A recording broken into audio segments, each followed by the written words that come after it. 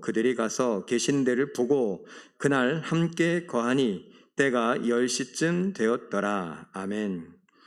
오늘 와서 보라 라는 제목으로 우리 잠깐 말씀을 나누기를 원합니다. 우리는 요한복음의 이제 막 앞부분을 보고 있죠. 근데 요한이 이 요한복음을 기록할 때에 예수님의 복음에 대해서 잘 설명하고 싶었는데 다른 제자들도 그런 시도를 했습니다. 다른 제자들과 달리 요한이 한 방법은 무엇이냐? 그때 로마 제국에 있던 철학적인 사고를 하는 사람들, 그들에게 설교식으로 예수 그리스도의 복음을 전하고 싶었습니다. 그래서 그들이 알고 있던 방법들을 동원하고 있는데 그들은 이 땅과 하늘을 구별했었습니다. 이 땅과 하늘을 구별했다라고 하는 말, 땅은 아래고 하늘은 위에 있죠. 그런데 아래에서 위로 올라갈 수 있는 방법이 전혀 없습니다. 그래서 이 아래를 악하다고 받고 또 죄라고 받고 어둠이라고 받고 세상이라고 그렇게 부릅니다. 우리 사람들은 다 죄인이다, 이렇게 이야기하는 거죠. 그런데 땅과 하늘이 구별되었는데 그럼 하늘은 어떠냐? 이 세상에 대하여 완전히 반대입니다. 이상적이고 그리고 천국이라고 할 수 있고 하나님의 나라이기도 하고 또 하나님이기도 하고 신을 이야기합니다. 신들의 세계. 어둠에 대하여 빛이라고 말할 수 있고 죄와 악에 대하여 선이라고 말할 수 있습니다. 이런 것을 제가 그림으로 한번 표현해 봤습니다. 이렇게 이 땅에서 저 하늘로 갈 수 있는 방법은 없는데 그 당시에 있던 사람들은 아는 게 하나 있습니다. 로고스는 된다는 거예요. 로고스가 있기만 하면 된다. 그래서 우리가 그냥 우리 번역하는 대로 말씀 이런 차원의 것이 아니에요. 그냥 로고스라고 해요. 로고스만 있으면 된다. 그런데 요한이 그거를 캐치한 거죠. 야, 너희들이 알고 있는 그 로고스 있잖아. 이 땅에서 저 하늘로 갈 수 있는 방법 말이야. 그 로고스가 바로 예수님이다. 예수님은 하나님 자신이야. 하늘에서 오셨기 때문에 창조자이기 때문에 우리를 얼마든지 저 하늘로 데리고 갈 수 있다. 근데 뭐가 필요하냐? 그 로고스를 믿으면 된다. 영접하면 된다. 배우고 그 로고스에 대해서 철학을 하고 그 로고스에 대해서 우리가 어떤 것들을 막 하는 것이 아니라 그 로고스를 믿고 받으면 된다. 그래서 내 삶 속에서 그 로고스와 하나 융화되어져 가는 그런 모습을 보이면 되는 것이다 라고 요한이 이야기를 해가고 있는 중입니다. 두 번째 시간에 우리가 그 예수님에 대하여서 증언하는 자, 사람들에게 보여주고 드러내고 믿게 하는 자, 그래서 그걸 준비하기 위해 뭐하라고 그랬어요? 회개하라고 외치던 사람이 있었는데 사도 요한과 비교해서 세례 요한이다 라고 말하죠. 그런데 그냥 세례 요한, 세례를 베풀었던 요한이기 때문에 그러지만 그도 하나님이 보낸 자예요. 보냄을 받았다 라고 했기 때문에 그도 사도라고 말할 수 있는 사람입니다. 그런데 헷갈릴까 봐 사도 요한과 이 요한복음을 기록한 사도 요한과 세례를 베풀었던 세례 요한, 그가 분수에 넘어서지 않고 자기가 누구인지 알고 자기의 사명을 알아서 자기 자리를 지켰다, 이런 이야기를 했죠. 그리고 지난주에 우리는 이 사도 요한과 세례 요한이 예수님에 대해서 뭐라고 말하는가? 그는 하나님의 어린 양으로 우리를 구원하기 위하여, 우리 대신 죄를 지고 가는, 우리를 용서하기 위하여, 우리를 하늘로 데려가기 위하여 오신 자다라는 것을 살펴봤습니다. 자, 세례 요한이 이것을 준비해요. 그림으로 표현해봤어요. 세례 요한이 많은 사람들을 데리고 누구에게로 가야 돼요? 예수님께로 가야 돼요. 요한도 예수님께 가야 합니다. 예수님에 대해서 증언하고 예수님을 믿어야 된다고, 예수님을 드러내야 된다고 했던 그 요한은 자, 너희가 예수님께 가야 된다 이렇게 데려가 놓고 자기가 안 간다면 안 되는 거죠. 자기도 예수님을 영접해야 되고 자기도 예수님을 믿어야 합니다. 모든 사람들이 예수님을 영접하고 예수님을 믿어야, 그 로고스이신 예수님이 하나님의 세상 죄를 지고 가는 하나님의 어린 양이신 예수님이 우리를 이 땅에서 천국으로, 하늘로, 그리고 이 악과 죄 속에서 우리를 건져내서 어디로? 저 하늘의 선으로, 그리고 죽음에서 건져 우리를 생명으로 인도할 수 있다는 것입니다. 자, 요한도 몰랐습니다. 뭘 모르냐? 예수님이 누군지 잘 몰랐어요. 본 적이 없어요. 예수님이 오실 것은 알고 있었지만, 그리고 예수님이 오신 것도 알고 있었지만 누가 예수님인지 잘 몰랐습니다. 하나님, 내가 어떻게 알 수 있죠? 야, 정신 바짝 차려. 성령이 그에게 임하는 것을 보면 그가 바로 예수님이다, 메시아다, 그리스도다, 구원자다, 로고스다, 이렇게 알려준 거예요. 그런데 이 요단강에서 세례를 막 베풀고 있는데 그 중에 한 명이 왔어요. 그리고 세례를 베풀었습니다. 그런데 그때 어떻게 해요? 하늘에서 비둘기 영상으로 성령이 임하는 것을 봤어요. 아, 이분이구나, 알게 됐던 거죠. 그래서 내가 이제 안다. 이를 믿어야 된다. 내가 전부터 이야기했던 바로 그분이 이분이다. 나는 이분의 신발끈도 묶을 수 없다고. 나보다 늦게 왔지만 나보다 먼저 있었던 하나님이신 그다, 그렇게 소개했죠. 자, 세례 요한이 세례를 베풀기도 했지만 이렇게 천국에 대해서 이야기하고 예수님의 길을 준비하여 광야에 외치는 소리로 회개하라, 천국이 가까웠느니라, 회개에 합당한 열매를 맺어라, 이런 삶을 살았습니다. 누가 봐도 존경스러운 삶을 살았습니다. 그에게 제자들이 있었을까요? 없었을까요? 있었습니다. 제자들이 많았습니다. 그는 인기 있는 선생님이었습니다. 인기 있는 사람이었습니다. 왜요? 야, 이렇게 더럽고 추한 시대에, 이런 타락한 시대에 저렇게 청렴하고 저렇게 말씀대로 순종하는 사람, 저렇게 하나님이 이야기했던 그 위대한 선지자, 그 위대한 왕 그리스도 메시아가 올 것을 기다리며 기대하며, 사람들이 저렇게 인기 있어서 사람들이 막 추앙하고 있는데도 나는 엘리야도 아니고 나는 선지자도 아니고 나는 그 사람 메시아도 아니다, 나는 아무것도 아니다, 나는 소리다, 그 사람의 길을 준비하는 소리일 뿐이다, 이런 겸손한 사람이 어디 있어요? 그 사람들이 가만두지 않아요. 사람들이 막 따라다녔습니다. 그런데 예수님이 나타난 거죠.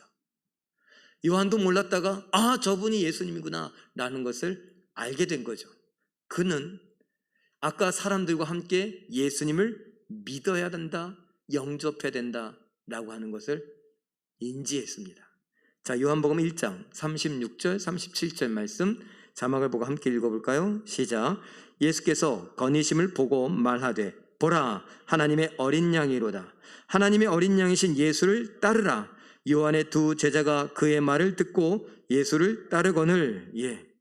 보라, 하나님의 어린 양이로다. 이 말이 뭐냐면은, 야, 나를 따르지 말고 저분을 따라라. 하나님의 어린 양이신 예수님, 로고스이신 예수님을 따라가라. 그를 믿어라. 그가 말하는 것을 들어라. 이 이야기입니다.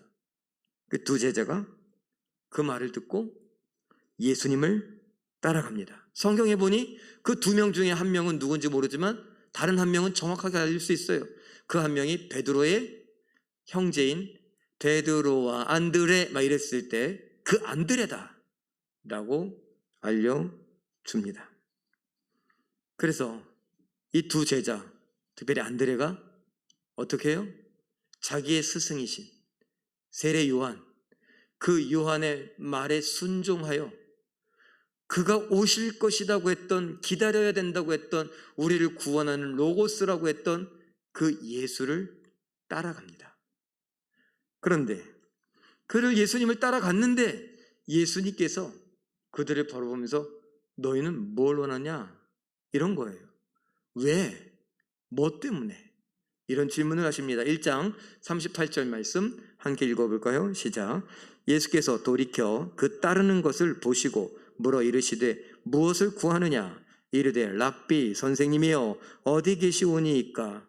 랍비, 근데 우리는 그냥 선생님, 그렇지만 여기서 선생님이라고 했던 이 랍비는 그냥 우리가 그냥 존경하지도 않는 그냥 학교, 아유 몇 학년 몇 반 선생님, 아니면은 저기 우리 교회의 다윗부, 요셉부, 아무개 선생님,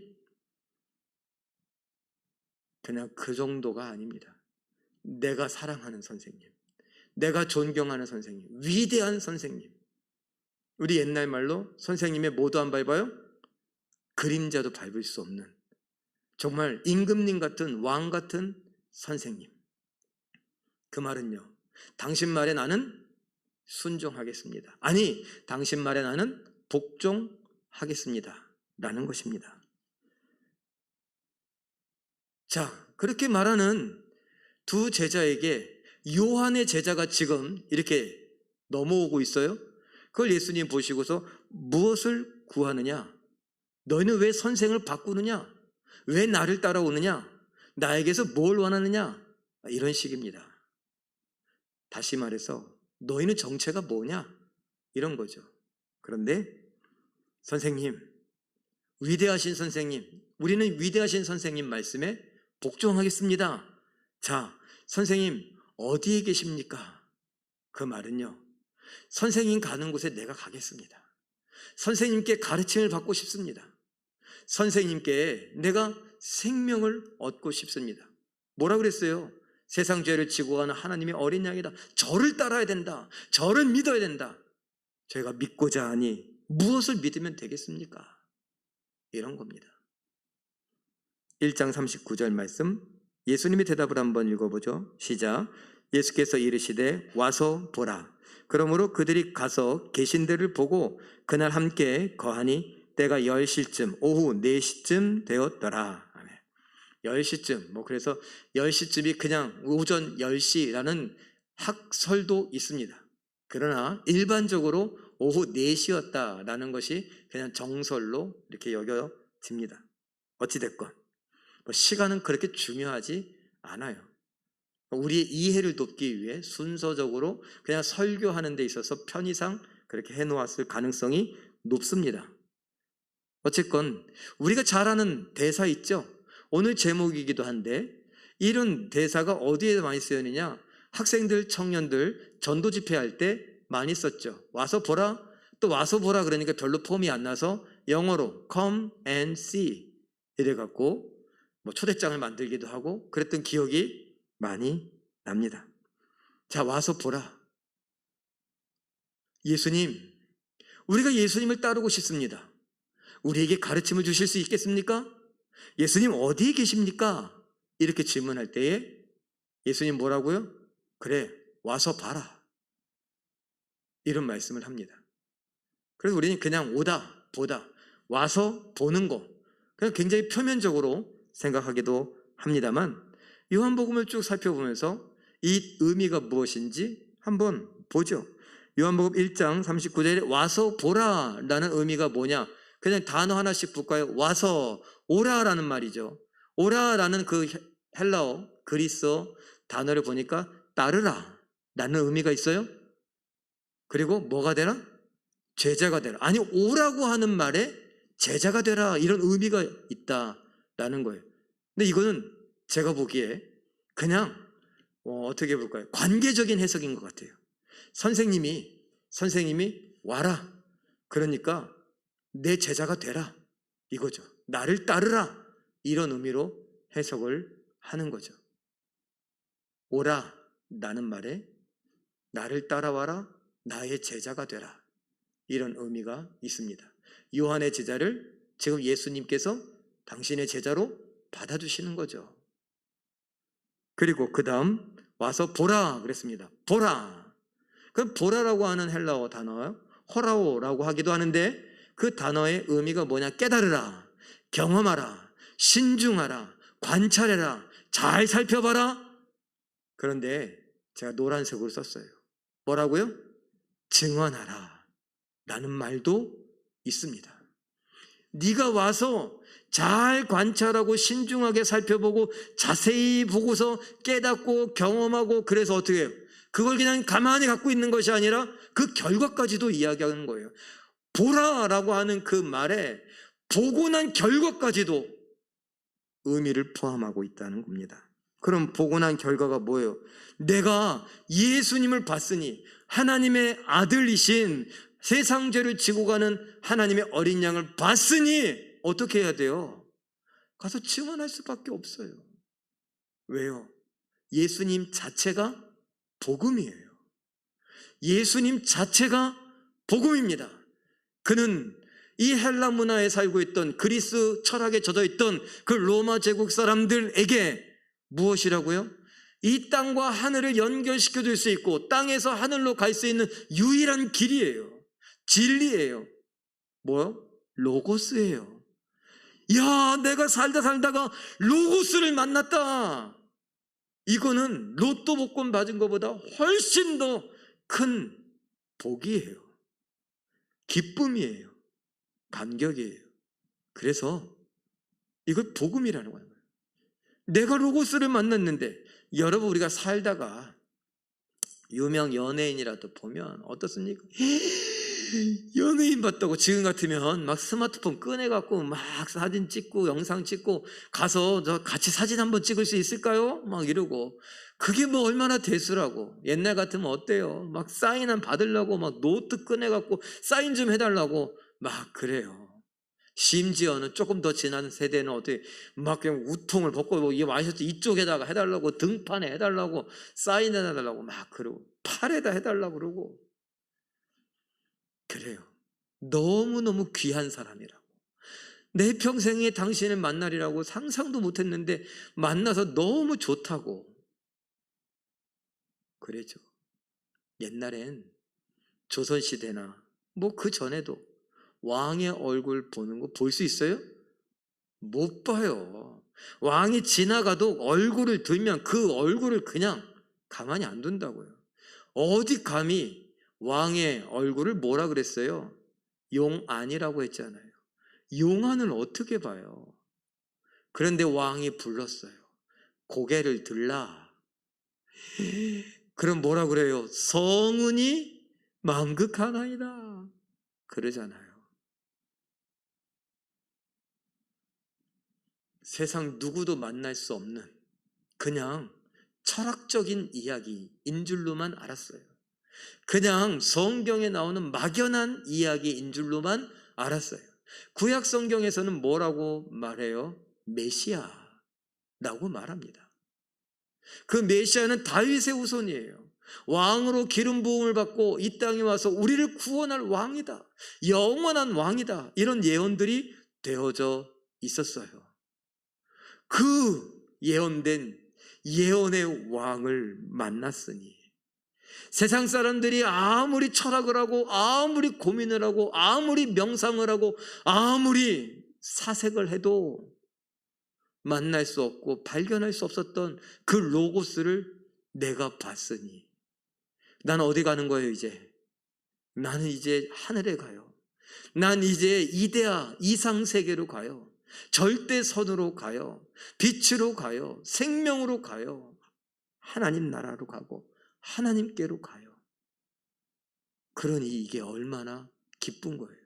그래서 예수님 자체가 복음입니다. 기억하십시오. 예수님이 복음입니다.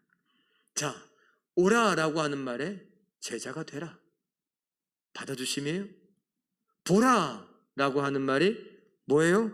네가 내 제자가 돼서 나를 자세히 관찰하고 나를 자세히 보고 경험하고 깨달았으니 이제 뭐하라? 증언하라. 나에 대해서, 이 복음에 대해서 네가 본 대로, 네가 깨달은 대로, 네가 관찰한 결과, 신중하게 살펴본 결과, 그 결과를 증언해라 라는 것입니다. 그러면 제자들은 뭘 봐요? 예수님에게서 예수님이 하나님이신 것을 봐요. 예수님이 생명이신 것을 봐요. 예수님이 빛이신 것을 봐요. 예수님이 창조자이신 것을 봐요. 예수님이 사랑이신 것을 봐요. 예수님께서 하나님의 어린 양이심을 봐요.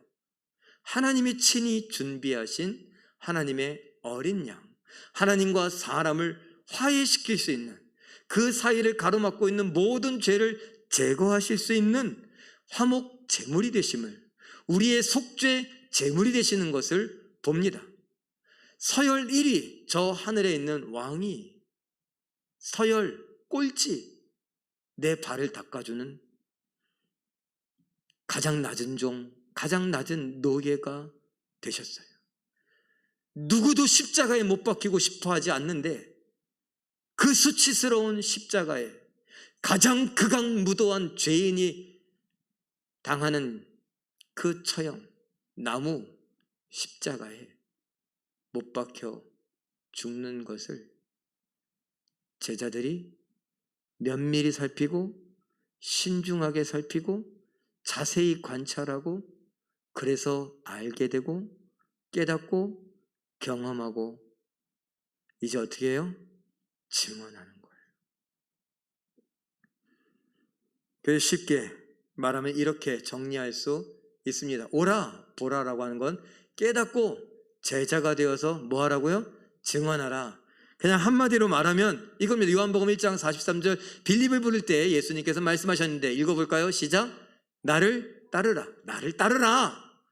이 한마디예요. 나를 믿어라 라는 겁니다. 나의 사람이 되라. 그리고 예수님이 자기 사람 많이 만들어갖고 자기의 인기를 세상에 드러내려고 사람들이 많이 따라다니면 어떻게 돼요? 사람들이 많이 따라다니면 그만큼 내 권위가 세워져요. 여러분 잘 모르시겠지만 이렇게 여러분들이 저를 한 사람을 보고 앉아 있잖아요. 공간적으로도 저는 또 여러분들보다 이 3계단 높이 있어요. 이 3계단 높은 곳에 이렇게 단을 놓고 여러분은 앉아 있고 저는 서 있고 저는 한 사람이고 여러분이 저를 바라봅니다. 영상으로도 마찬가지고 이 시간 예배당에서도 마찬가지입니다. 그런데 여러분이 저를 한 사람에 대해서 보고 있기 때문에 저는 마치 착각하기 쉽죠. 뭐래요? 하나님의 대리인인 것처럼. 여러 가지 의미를 보면 하나님의 대리인인 것처럼 살아야 되는 게 맞습니다. 그런데 제가 하나님의 대변자, 대리인 이런 건 아닙니다. 전 아무것도 아니에요. 그런데 여러분들과 말씀을 나누려다 보니 이런 공간적인 그래서 권위가 있는 것처럼. 그런데 이런 게 뭐까지 유효하냐면요. 사람 수와 권위가 연결이 됩니다. 그래서 10,000명, 20,000명, 30,000명 교회에 목사님들이 그 권위가 있어 보이는 게 어쩔 수 없는 거예요. 그 많은 사람들이 보고 있기 때문에. 교회가 더 커지면 그만큼 더. 근데 요즘 사람들이 더 안 좋은 것 중에 하나가 뭐예요? 돈과 관련해서. 교회에 예산이 많고 돈이 많으면 그만큼 더 권위가 있는 것처럼 이렇게 착각에 빠지게 됩니다. 예수님이 그런 걸 다 알기 때문에 내 사람 많이 모아갖고 내 사람들과 함께 내 권위를 높여서 진짜 세상의 왕이 되려고 했던 겁니까? 아니에요. 예수님은 수많은 사람들이 따라다녔는데 제자를 부르실 때 고작 몇 명이요? 12명. 10이라고 하는 숫자가 참 이스라엘 사람들에게 정말 익숙한 숫자예요. 성경을 아는 사람들에게 참 익숙한 숫자죠. 이스라엘의 몇 지파? 12지파. 이스라엘이라고 이름이 바뀐 야곱의 몇 명의 아들? 12명의 아들. 이런 것과 연결이 된다고요. 나는 12이면 된다. 이거예요.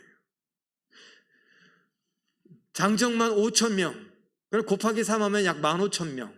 곱하기 4하면 약 2만 명. 사람들이 예수님의 오병이어 기적을 경험했어요. 얼마나 대단합니까? 2만 명이 그 시대에 2만 명이 모였어요.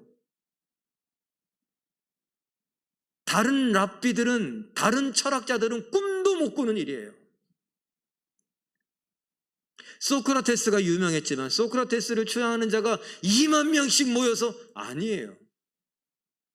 예수님, 그에게 2만 명이나 되는 정말 구름대 같은 사람들이 그 시절에 모여서 예수님의 이야기를 들으려고 배고픈 줄도 모르고 졸리고 피곤한지도 모르고 그렇게 예수님 말씀에 귀를 기울였습니다.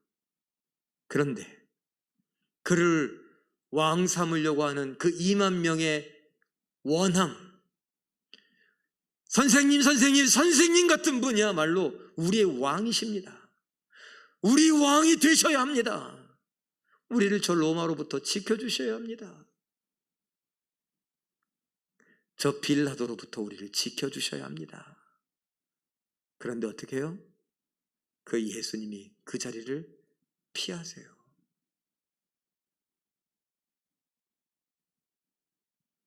그리고 12명, 그 12명 중에 한 명은 완전 배신자, 예수님을 팔아버린 자고, 그 중에 대다수는 어떻게 했어요? 예수님을 등지고 도망친 사람들. 그런 나약한 사람들을 예수님은 제자로 부르셨어요. 나를 따르라. 이 말은 뭘까요? 난 로고스다. 난 하나님이다. 난 하나님의 아들이다. 나는 너희를 천국으로 이끌어갈 수 있는 유일한 존재다. 예수님이 아신 거죠. 나를 따르라. 그 말은 나를 믿어라. 내가 로고스임을 믿어라. 내가 길이요 진리요 생명임을 믿어라. 나를 믿으면, 나를 영접하면 뭐가 된다 그랬어요? 나를 믿는 자는 하나님의 자녀가 된다. 그 말은요, 천국 간다. 하나님께 가서 너희가 벌벌벌벌 떨고 있는 그 하나님을 아빠라고 부를 수 있게 된다. 그러니 나를 믿어라. 이 말입니다. 영접하라. 자, 두 제자, 세례 요한의 두 제자가 예수님을 만났죠. 그 예수님이 와서 보라, 나를 따르라, 제자가 되라 말씀하셨습니다. 그 예수님을 믿게 된 이 제자들의 반응을 한번 볼까요? 요한복음 1장 41절 42절 말씀 읽습니다. 시작. 그 안드레가 먼저 자기의 형제 시몬을 찾아 말라되 우리가 메시아 그리스도를 만났다 하고 데리고 예수께로 오니, 안드레, 베드로 안드레 아까 그랬죠? 베드로의 형제 그 안드레가 세례 요한의 제자였다가 세례 요한의 명령을 받고 예수님을 따라갔는데 예수님이 와보라 라고 와서 보라, 나를 따르라, 나를 믿어라. 그 예수님과 교제하는 중에 예수님을 알게 됐어요. 예수님의 가르침을 잠깐 듣는 사이에, 예수님과 식사를 하는 사이에, 예수님과 함께 있던 그 시간에 예수님이 메시아인 것을 알게 됐어요. 예수님의 로고스인 것을 알게 됐어요. 가슴이 너무 벅차 올라서 자기의 형제를 예수님께로 데려오지 않으면 안 됐다고요. 왜? 좋은 걸 나눠 먹어야죠. 이 복음을 같이 들어야죠. 이 복음이신 예수님을 나만 알고 있어서는 안 돼서 베드로도 데리고 와서 너도 만나라. 나만 천국 갈 수 없고 너도 천국 가자. 나만 생명을 누리는 것이 아니라 너도 생명을 누려라. 나만 선을 보는 것이 아니라 너도 선이 무엇인지 봐라. 이것입니다.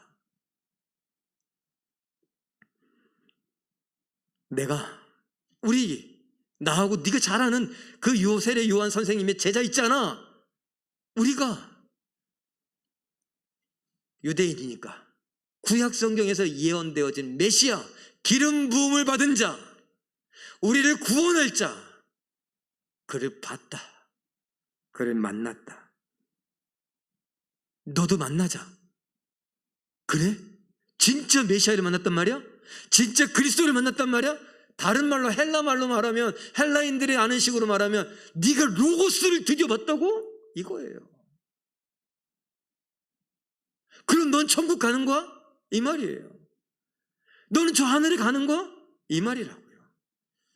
야, 플라톤이 이야기한 그 절대선, 거기로 가는 거야? 이데야? 그렇다니까. 나만 가지 않을래. 넌 내 형제잖아. 너도 가자. 그러니까 만사 제쳐놓고 베드로가 얼씨구나 하고 가는 것입니다. 데리고 예수께로 왔다.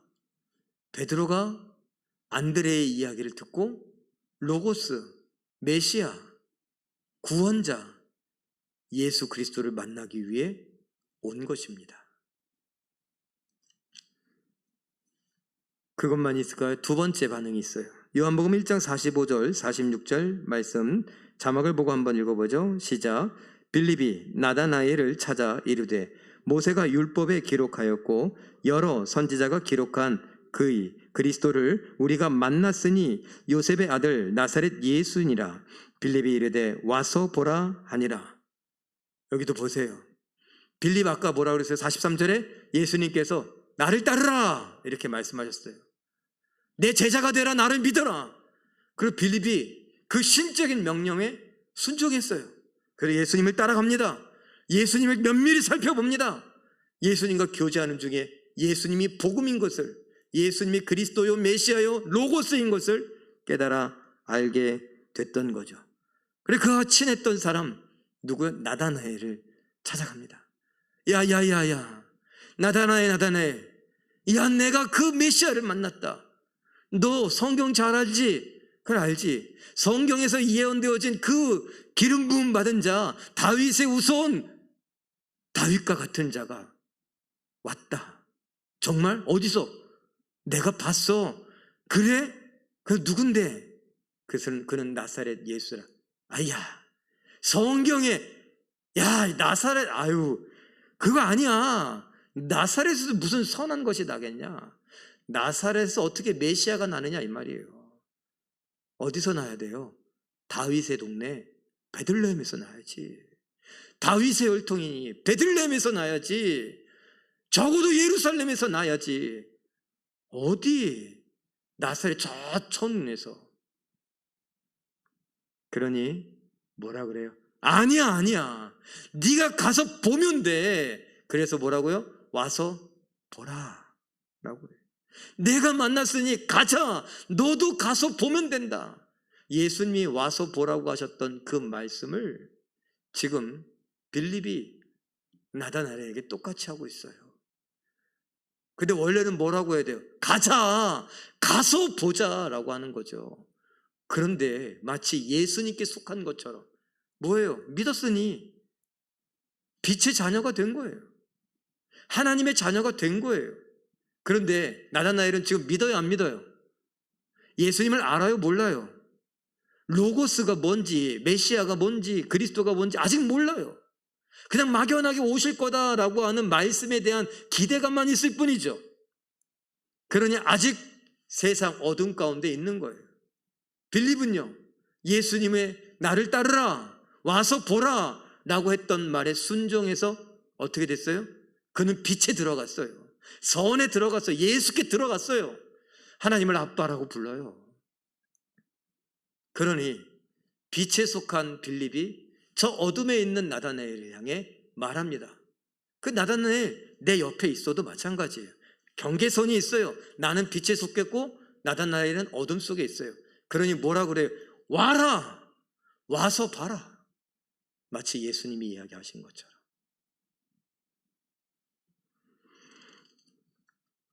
만난 사람과 만나지 못한 사람의 차이입니다.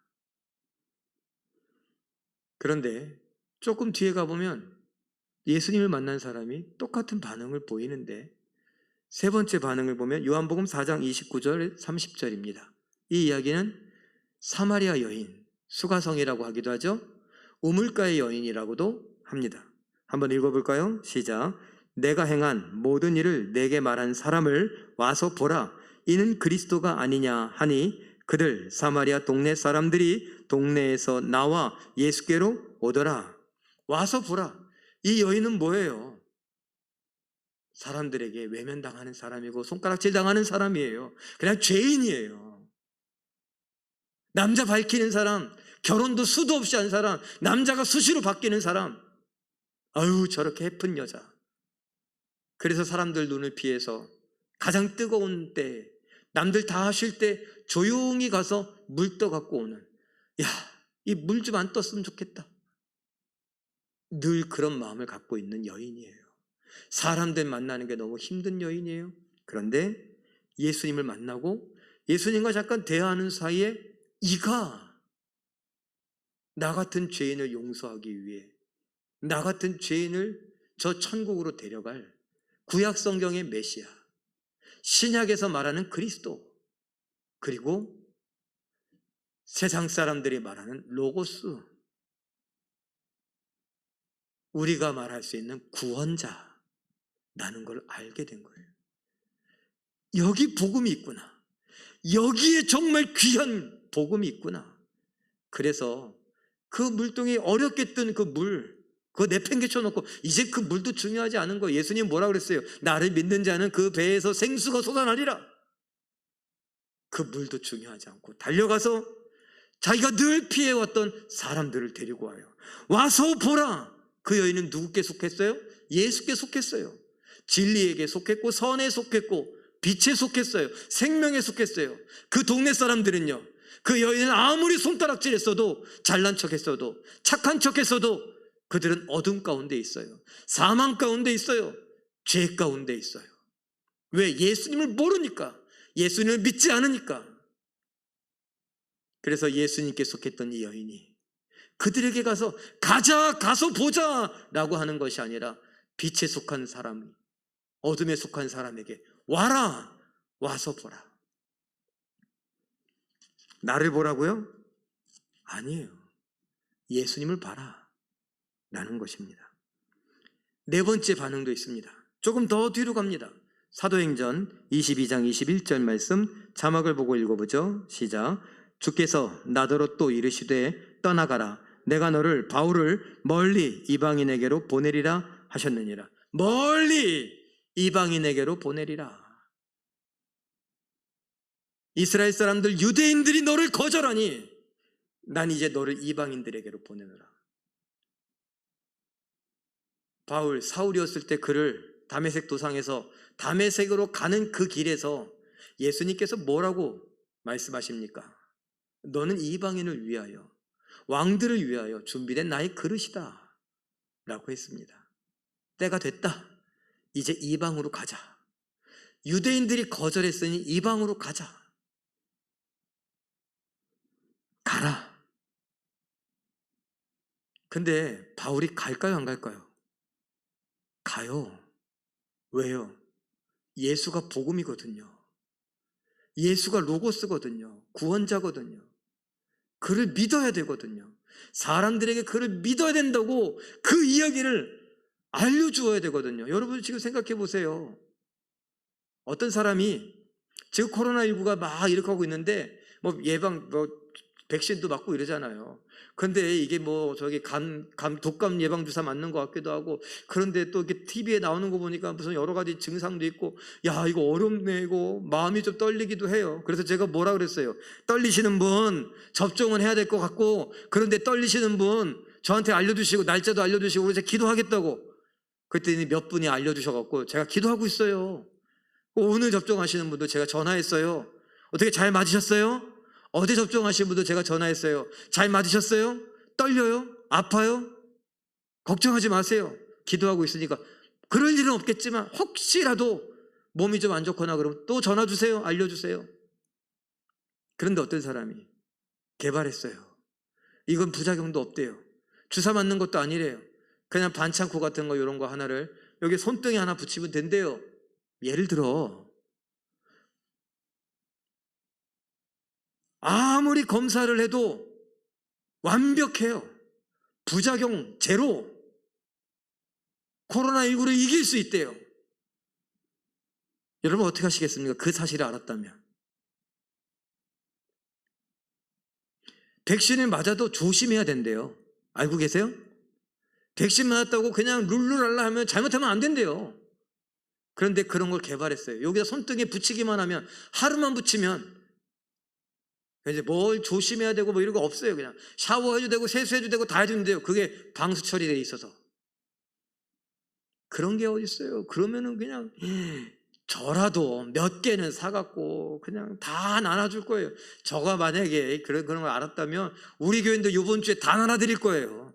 그리고서 잠깐 사도신경으로 우리의 신앙을 고백하기 전에 예배 시작하면 좀 민망하니까 우리 받으신 거 있죠? 주보사에 나눠드린 거, 그거 다 같이 떼어서 손등에 붙이도록 하겠습니다. 붙이고 시작할 거예요. 자, 이젠 우리는 코로나19로부터, 변이 바이러스로부터도 안전합니다. 그러면 저 인기 좀 끌 것 같은데. 그게 소문나서 저게 프랜카드 걸면은 많은 사람도 우리 교회로 막 오지 않을까요? 예. 예수님은 그것보다 더하다는 거예요. 인생에서 길면 100살이라고 하는데 100세 시대 좋아요. 120세 좋아요. 길어야 100살이고 120세고 좋아요. 언젠간 죽는다고요. 정해졌다고요. 그거는. 길어야 120년인데 영원을 어떻게 할 거예요? 영원 속에 120년은 아무것도 아닌 거예요. 그래서 한 점과 같다고 말하잖아요. 굳이 우리가 이게 길이를 따진다면 120년은 점과 같대요. 여러분이 이렇게 줄을 그어놓고 거기에 점 하나 찍어보세요. 나머지는 어떻게 할 거예요? 나머지는 죄의 삭신 사망 가운데 지옥에서 막 고통당하며 살아야 된다면, 그런데 그걸 건져내서 천국에서의 생명을 누릴 거라고 이야기하시는데 그게 복음이 아니라고요? 그게 대수롭지 않다고요? 우리가 깊이 생각하지 않은 결과 아닙니까? 성경에 보세요. 안드레가 자기 형제를 데려오지 않으면 안 됐다고요. 빌립이 자기 친구를 데려오지 않으면 안 됐다고요. 사마리아 여인 손가락질 받던 사람이 자기를 향해 손가락질하던 그 사람들을 데려오지 않으면 안 됐다고요. 아무도 모르는, 한 번도 본 적 없는, 일면식 없는 이방인들에게 바울은 가야만 했다고요. 그 복음이 너무 귀해서, 그 복음이 너무 귀하다는 사실이 나를 막 가슴 벅차게 해서 말입니다. 그게 끝일까요? 요한복음 20장 21절 함께 읽어보죠. 시작. 아버지께서 나를 보내신 것 같이 나도 너희를 보내노라. 예수님께서 이제 우리들을 향해 말씀하세요. 아버지가 나를 보내서 왔다. 아버지가 나를 죽으라고 해서 죽었다. 아버지가 나더러 다시 살아나라고 해서 살아났다. 그 결과가 뭐냐? 너희들의 용서요, 너희들의 부활이요, 너희들의 영생이다. 그게 로고스가 하는 일이다. 아버지가 나를 로고스로 이 땅에 보내셨다.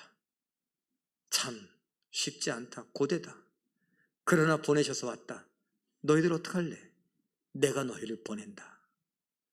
복음, 나 로고스를 만난, 나 메시아 그리스도 구원자를 만난 이 복음을 너가 가만히 있을래? 가라. 가서 전해라. 증언해라. 네가 봤으니, 네가 살폈으니, 네가 신중하게 관찰했으니, 네가 경험했으니, 네가 깨달았으니 가라. 가서 증언해라. 마태복음 28장 19절 20절 우리 함께 읽습니다. 시작. 너희는 내 증인으로 땅끝까지 가서 모든 민족 228국 1만 7천 종족을 제자로 삼아 아버지와 아들과 성령의 이름으로 세례를 베풀고 내가 너희에게 분부한 모든 것을 가르쳐 지키게 하라. 다른 말로 말하면 가라. 땅끝까지 모든 민족에게 가라. 가서 증언해라. 나에 대해서. 그리고 그들도 너의 증언을 듣고 관찰하고 살피고 그리고 경험하고 깨닫고 알아서 그들도 증언할 수 있는 자들이 되게 하라. 너희가 내 제자인 것처럼 그들도 내 제자가 되게 하라. 너희의 제자 말고 내 제자가 되라. 너희의 제자가 되면 복음을 모른다. 메시아가 누군지, 그리스도가 누구인지, 로고스가 누군지, 천국이 무엇이고, 절대선이 무엇이고, 이데아가 무엇이고, 생명이 무엇이고, 빛이 무엇인지 모른다. 그러니 너희의 제자가 아닌 나의 제자가 되게 해라. 로고스, 그리스도 메시아, 예수님의 제자 되게 하라. 라는 것입니다. 그래서 전도해야 됩니다. 한국교회의 실패가 이런 겁니다. 제자 훈련을 많이 했습니다. 제가 저희 교회에서도 제자 훈련했습니다. 제자 훈련의 목적을 제가 이야기했습니다. 저하고 친분을 쌓고 저하고 친해지기 위해서, 제 제자가 되기 위해서, 제 사람을 만들기 위해서, 저의 오른팔 왼팔을 만들기 위해서 제자 훈련하는 것이 아닙니다. 예수님을 저와 함께 조금 더 알아가고 예수님에 대해서 깊이 생각해보고 예수님의 제자가 되는 것입니다. 와서 보라, 그 정신이에요. 예수님이 로고스요, 그리스도요, 메시아요, 구원자임을, 예수님이 어디로 데려가요? 하나님께로, 천국으로, 절대선으로, 영생으로 인도해 가는 것을 우리가 기대하는 거예요. 그런데 사람들의 제자가 되고 목사의 제자가 되고 그런 사람들은요, 뭐예요? 이 땅에 소망을 둬요. 교회 다님에도 불구하고 예수님을 믿는다고 말하기도 하고, 목사요, 장로요, 권사요, 집사요, 교회를 20년, 30년, 50년을 다녀도 이 설교 내용을, 말씀을 달달달달 따라 외우고 찬송을 눈 감고 막 부르고 주여 아버지 외쳐도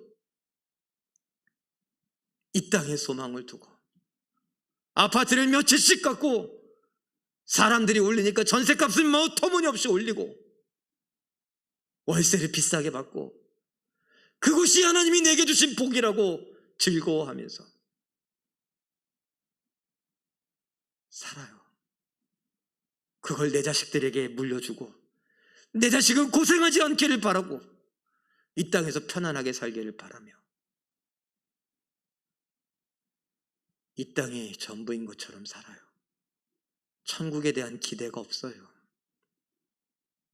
그것은 이 요한복음이 쓰여지던 시대에 그리스 로마 신화를 믿으며 플라톤의 철학사상에 젖어서, 야, 로고스가 있으면 좋을 텐데, 그냥 막연하게 이데아라는 것이 있고 절대선이라는 것이 있고 그런 것과 똑같이 막연하게 천국이 있다고 했지, 하나님이 있다고 했지, 거긴 빛이 있고 영생이 있고 그랬지.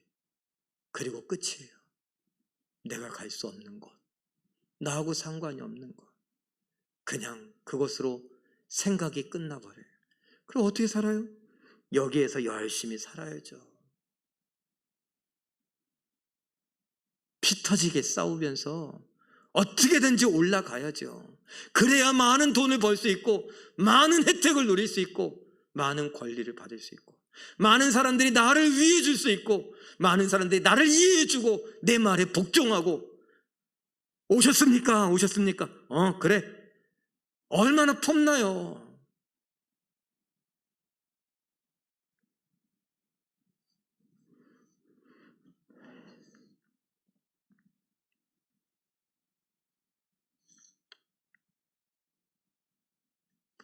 예수님을 전해야 합니다.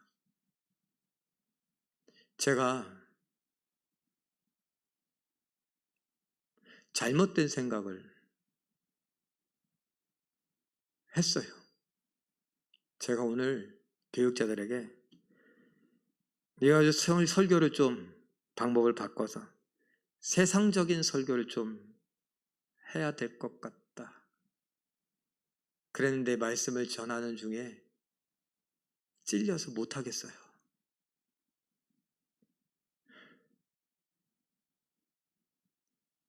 예수님을 믿어야 됩니다. 다 필요 없어요. 저도 그냥 인간적인 방법 그냥 하는 만큼. 저기 아래 장미가 꽃이 폈어요. 불 켜놓을 테니까 가는 길에, 귀가하시는 길에 보시고 찍어서 뭐 유튜브든 홈페이지든 올려놓을 테니까 사진이라도 보시고, 아니면 주일날 혹시 오시는 분들 주일날 보세요. 예쁘게 폈어요.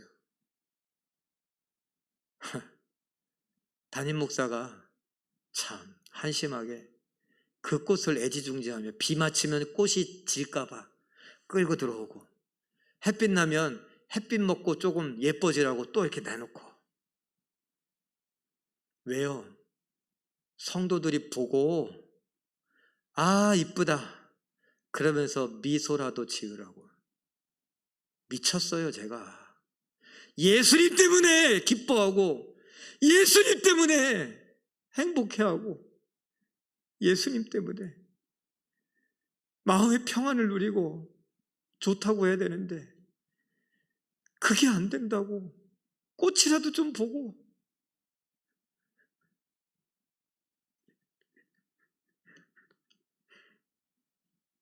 예쁘게 해놓은 꽃들을 보면서라도 사람들이 좀 오고. 하나님 죄송합니다.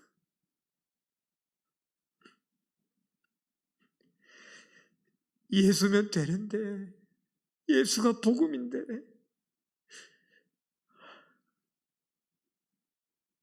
목사가 돼갖고 예수 말고 다른 거라도 해서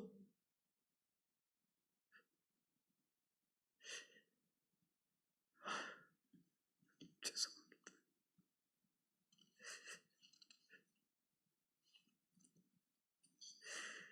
사랑하는 성도 여러분, 예수님이어야만 합니다.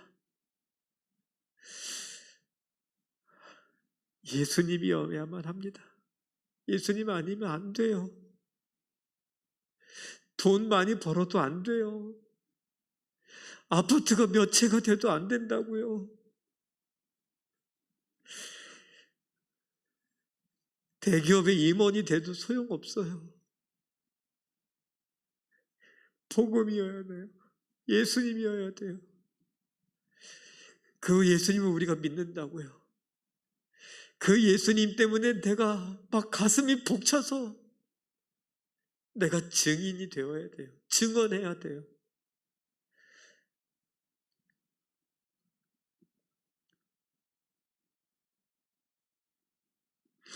우리 성도들은 세상에 속지 않았으면 좋겠습니다. 우리 성도들은 세속적이 되지 않았으면 좋겠습니다.